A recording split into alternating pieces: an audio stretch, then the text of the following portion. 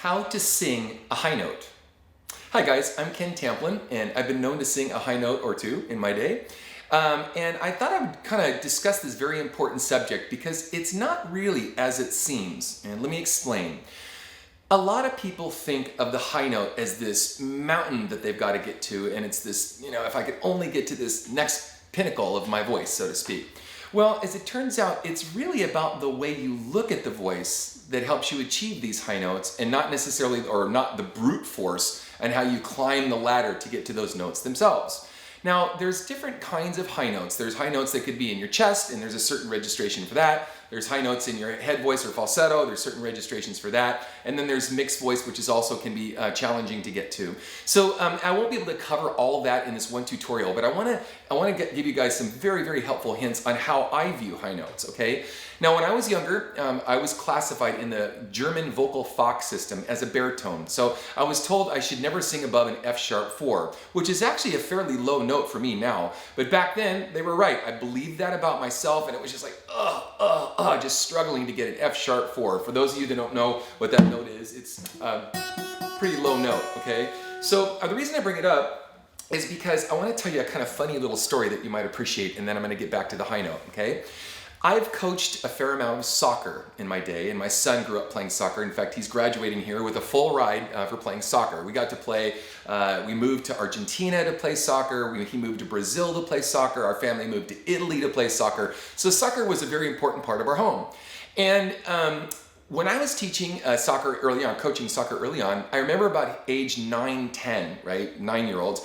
And we were going after a gold team. I was coaching this gold team.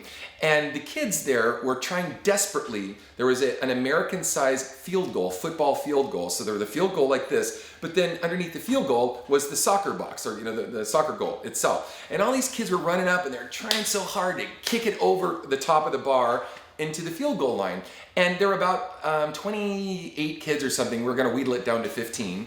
And none of them could do it. It was so cute to watch these guys kick. And I walked over to them and I said, hey guys, you got to get your foot under the ball, and you got to kind of chip it with like a snap to get it up over the line. The minute I did that, every single one of those kids, with one exception, every one of them, maybe not the first time, but were able to walk up, bam, right over the field goal, or right into the field goal, over the top of the goal box line. Why do I bring up this story? Well, it's because they couldn't see themselves doing it before. And then after they saw themselves doing it, after they saw someone do it, then they could see themselves doing it. They were able to do it over and over and over and over again. Now this is extremely important because this is very, very true for the voice. Now I have a phrase that I like to talk about. It's called don't sit in the strike zone. The strike zone.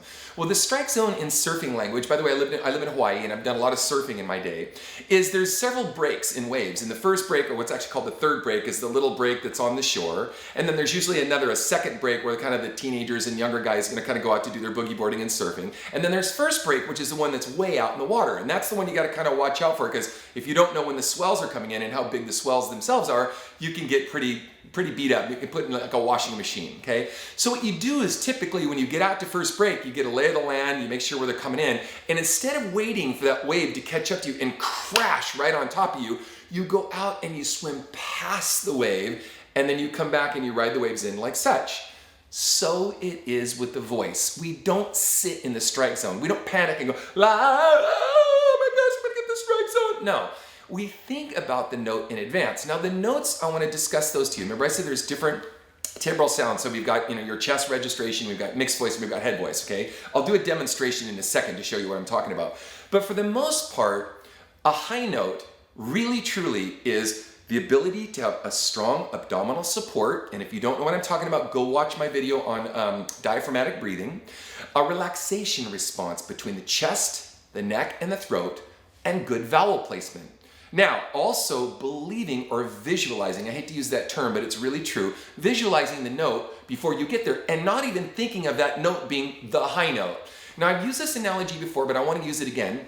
If you've ever seen someone sing the national anthem, they'll, land of the free, and they'll go hit the note and they'll invariably choke, right? Well, someone forgot to tell them that they actually sang that note and rockets red glare. they already sang that note one time before, but when it gets to the end, the anticipation, the apprehension, and just freaking out at the end, they blow chunks because their body closes down and they don't give themselves permission to get to that note.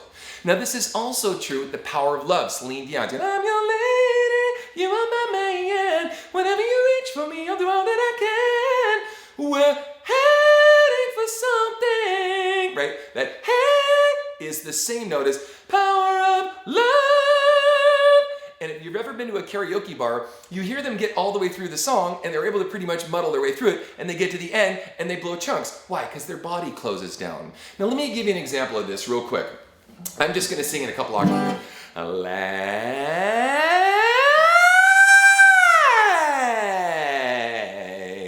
Right? I just sang in a couple octaves, a G to a G.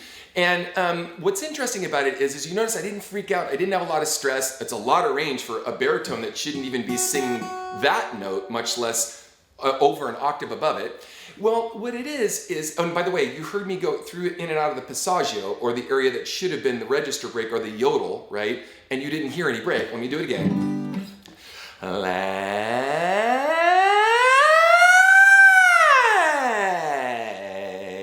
Right? I can go in and out of a lot of register because I'm giving myself permission on how to get to those notes. Now, it is true that there are specific vowels, and those vowels change as you go in and out of the scale. And I cover all this in my singing course, How to Sing Better Than Anyone Else.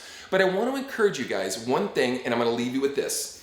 When you first start to practice your high notes, I want you to do them in falsetto. Even if they're kind of low high notes, and even if they're normally something you'd sing in your chest, I want you first to practice them in falsetto to get the feeling and the ease in the throat itself first. And then I want you to gradually build up. If you're trying to hit a belt the chest voice note, gradually build up and remind yourself of what it felt like to sing it in falsetto, or the ease and gentleness of falsetto. And then you can gradually build strength and stamina. Now, this comes incrementally. If it doesn't happen overnight, don't get upset at yourself and say, I just can't do it. We build these things up over time. So anyway, thank you guys for joining me. If you like what you heard, please like and subscribe to my channel, and I've got more on your way.